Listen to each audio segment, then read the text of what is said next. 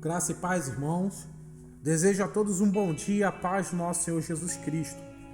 Essa manhã estamos juntos, você que está nos assistindo, para podermos aprender um pouco da Palavra de Deus, como temos feito em outras oportunidades.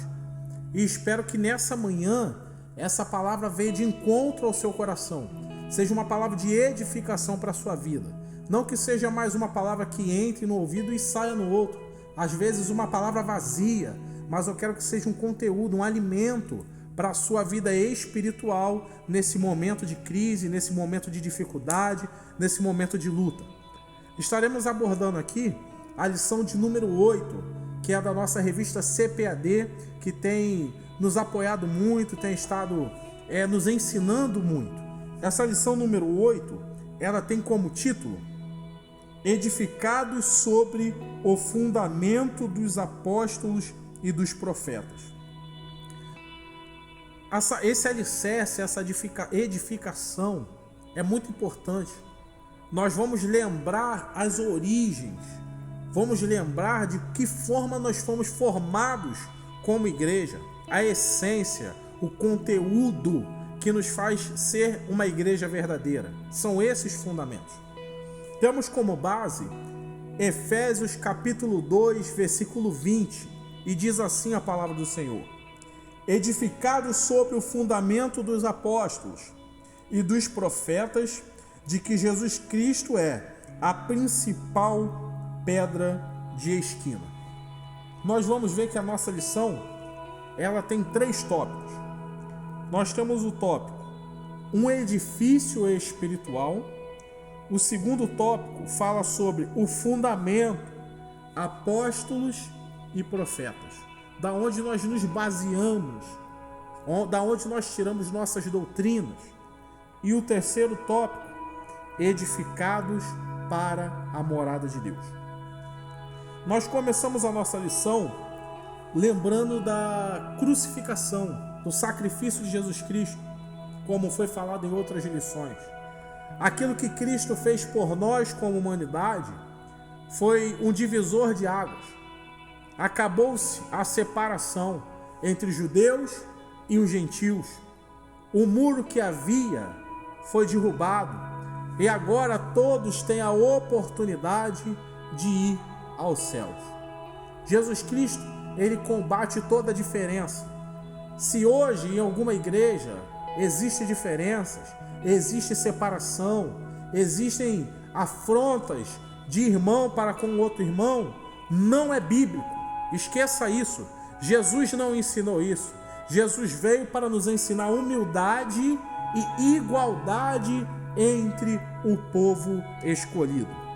Quando nós falamos sobre um edifício espiritual, nós vamos lembrar que os judeus faziam aquela separação. O templo só se era adentrado por judeus. Os estrangeiros não poderiam entrar no templo dos judeus porque eram tidos como diferentes. E o que nós fazemos aqui, o que nós aprendemos? Jerusalém era um símbolo exclusivo de Israel como povo de Deus. E ao reconciliar o povo judeu com o povo gentil, Jesus Cristo mostra que todos têm oportunidade de ter a morada do Espírito Santo. Porque quando nós falamos sobre um edifício espiritual, nós vamos nos remeter ao santuário cristão. Se começou no passado com o tabernáculo, que era movimentado pelo povo, se montava o tabernáculo, cada um com a sua função, e aonde Deus descia de forma de Shekinah, uma fumaça que tomava o templo, que tomava o tabernáculo. Deus, ele fazia o rito conforme era ensinado. E agora Jesus Cristo, ele vem a esse mundo como o único Filho de Deus, é sacrificado e se muda a história, a visão de templo, de igreja. Porque os judeus tinham um templo como a base de tudo. Os judeus olhavam para as paredes do templo e achavam que Deus habitava ali, sendo que o próprio Salomão, ele vem dizer nos seus livros que o templo não poderia conter a Deus. paredes não podem conter a Deus. E como vamos ver, como Estevão falou lá na frente, que Deus não habita em templos formados por mãos de homens. O verdadeiro templo espiritual hoje, a verdadeira igreja, somos eu e você. O verdadeiro templo edificado para a morada do Espírito Santo e para que Jesus possa atuar é na minha e na sua vida, é no meu e no seu coração. Será que a minha vida está preparada? O meu corpo, que é templo do Espírito Santo, está preparado para a morada do Altíssimo?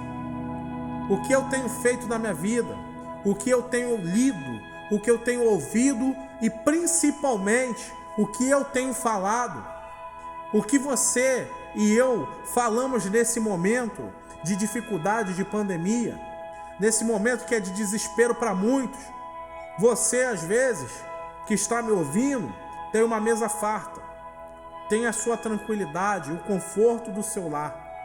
Mas o que nós temos falado e feito para aqueles que têm passado necessidade, para aqueles que estão amedrontados, não pela doença, mas pelas condições que a doença os colocou no leito de um hospital, uns sem emprego, sem alimento.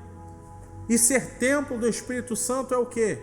Pensar só em mim, pensar com egoísmo e orgulho só apenas na minha salvação.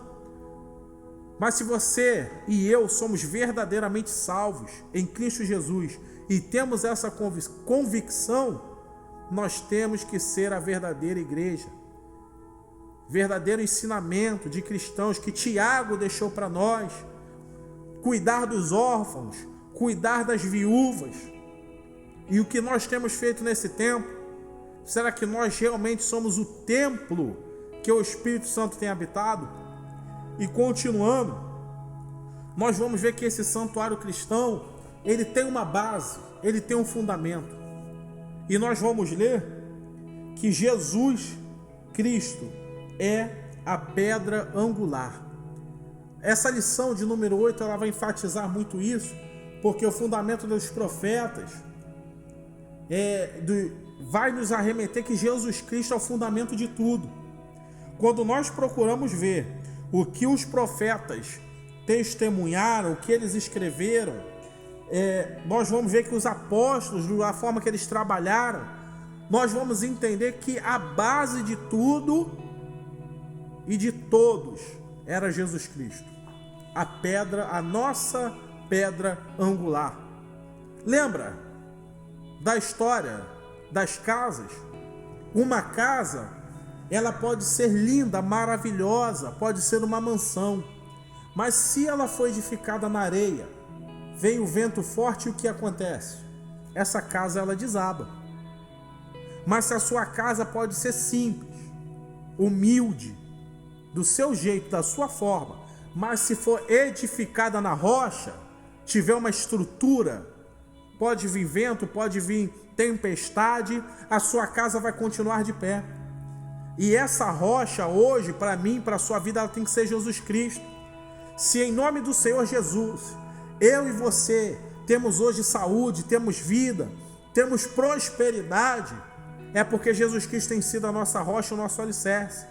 E nesse momento é um dos momentos que o diabo e os seus anjos vão trabalhar para acabar com essa estrutura de nossa vida.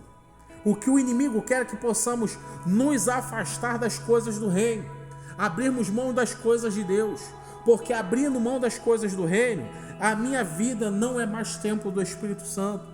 Jesus, como que Jesus vai fazer morada em mim se eu tenho uma vida pecaminosa?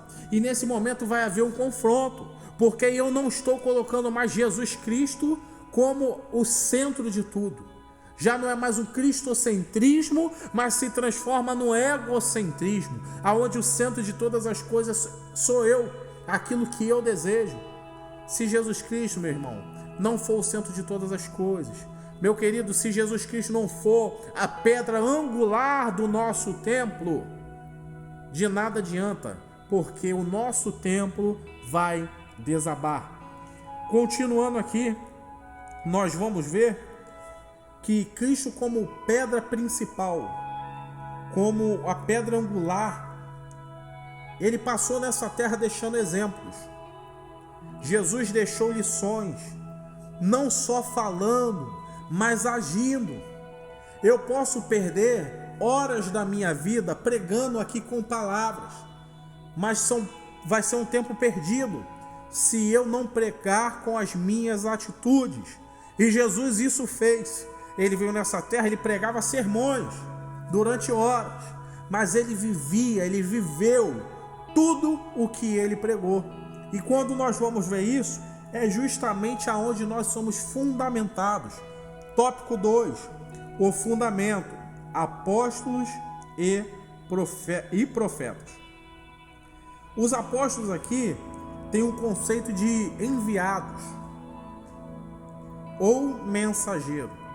Eram aqueles que viam o que Jesus Cristo fez, acompanharam o que Cristo fez, ouviram relatórios do que Cristo fez nessa terra e transcreveram aquilo que Cristo fez. Eles fundamentaram. Quando Jesus sobe aos céus e nos deixa o Espírito Santo, e é levantado também ali o apóstolo Paulo nesse período, se inicia a igreja de Cristo. Se inicia um conceito novo de templo. O templo agora não tinha a eficácia que os judeus colocavam como um templo de pedras, de rocha e que Deus habitava. Não é mais assim. Agora o templo, a igreja verdadeira, passa a ser o povo e Deus começa a habitar dentro do nosso coração. E tudo isso é ensinado através de quem?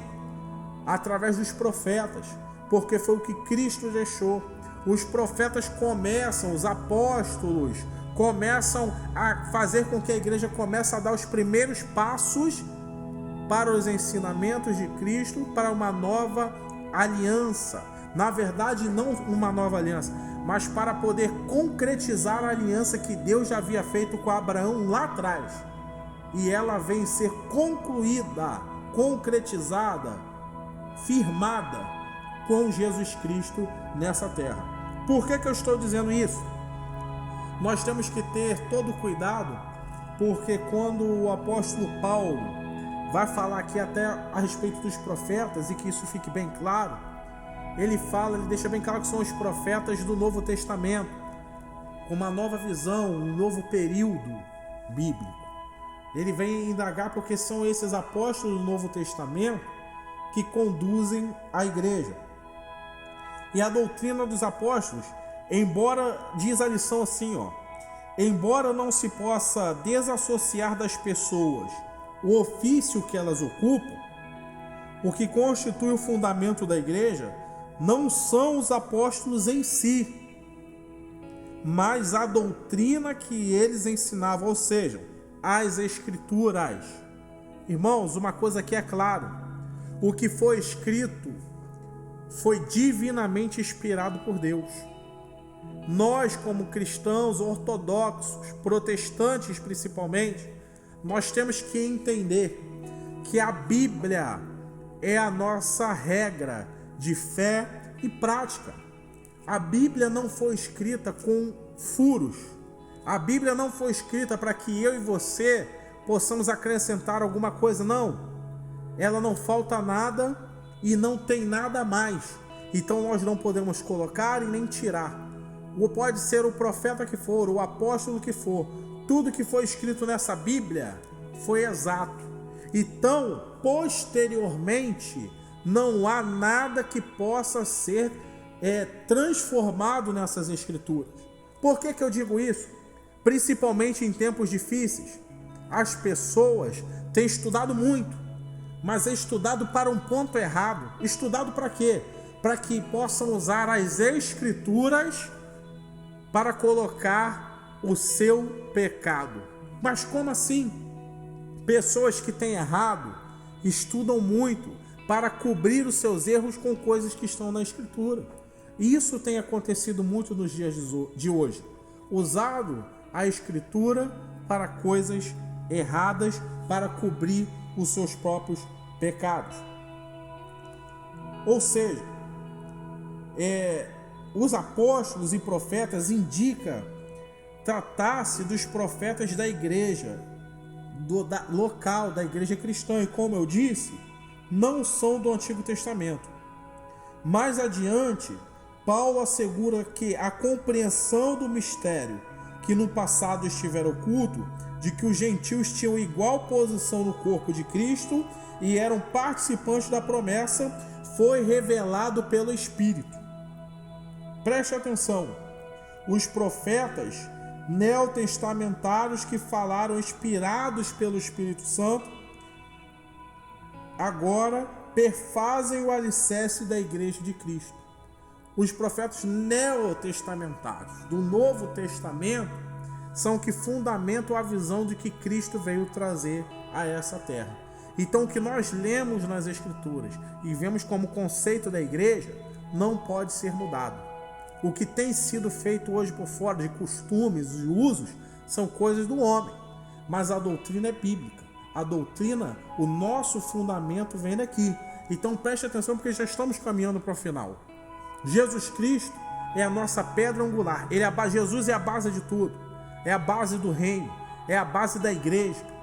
E com isso, o cristianismo, a nossa fé, ela é baseada dentro das doutrinas que foram escritas pelos profetas, pelos apóstolos de Deus.